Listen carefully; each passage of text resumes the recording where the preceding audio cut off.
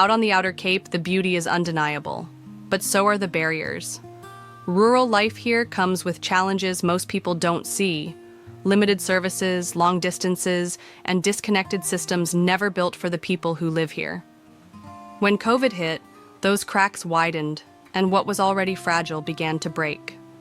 Post-COVID, there were pressures on them that existed before, but now at a new level, right? And they had their eyes opened in a lot of ways to the inequities of the system, in part because they themselves live in these rural communities and they've had these opportunities to be part of the system, and the system broke, as one of my favorite health agents say.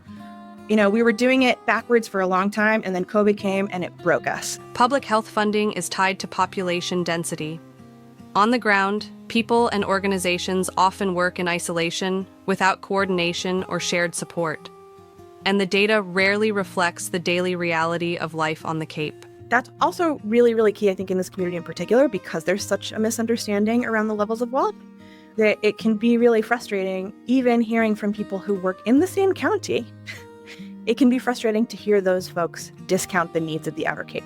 Because our numbers are smaller, because our identity is different and our needs are different and the systems are so broken, when folks from other parts of the county make comments that are dismissive or that are not centering your experience, it's deeply invalidating.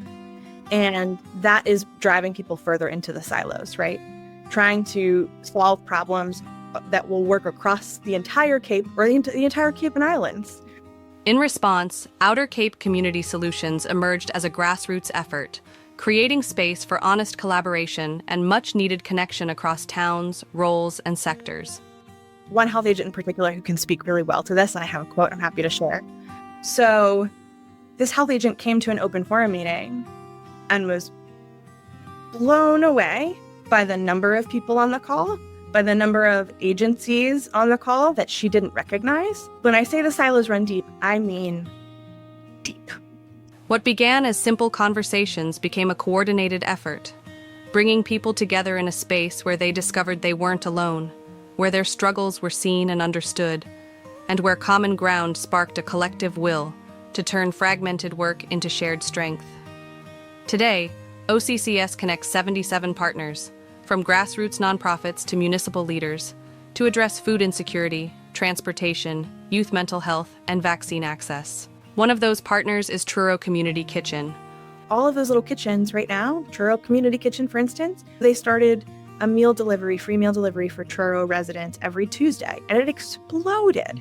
Launched in the early days of COVID, they now serve over 100 residents each week. When hunger surged, Truro Community Kitchen stepped in.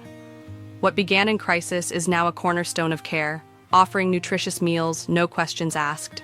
Partners like Helping Our Women are lifelines in a region where reliable transit isn't guaranteed. By providing nearly 900 rides annually, How ensures that women living with chronic illness can reach hospitals, support groups, and even catch a flight when time matters most. In the wake of the pandemic, the cracks in the system were no longer invisible. OCCS leaned into what the moment demanded, bringing partners together to respond not just to COVID, but to the deeper vulnerabilities it laid bare. Simply having space for folks to be in conversation and community was revolutionary. So they're gaining so much just from complaining or having an opportunity to say, oh, I see that too, here's what we did, right? So sharing ideas and building that relationship and that trust. What OCCS created wasn't just programming, it was a shared system of care built from trust. But like many rural efforts, it remains underfunded and in need of long-term investment. So now we have been able to launch a full-time town nurse and a full-time town therapist that are totally free and totally accessible across the 4 towns, but regardless of insurance, because healthcare access in general, and particularly behavioral health access, is so unbelievably challenging. That was ARPA money, and the towns have been able to move around their budgets, at least for the next fiscal year, but there's a lot of question and concern about where that funding will come from next. Outer Cape Community Solutions shows us what's possible when rural communities are resourced to lead. Sustaining that progress means continuing to invest in the people and partners who make it possible. Every small action in rural communities creates a ripple, reaching farther than we can see. From frontline health efforts to deep-rooted partnerships, rural changemakers are proving that local investment leads to lasting impact. That's the rural effect.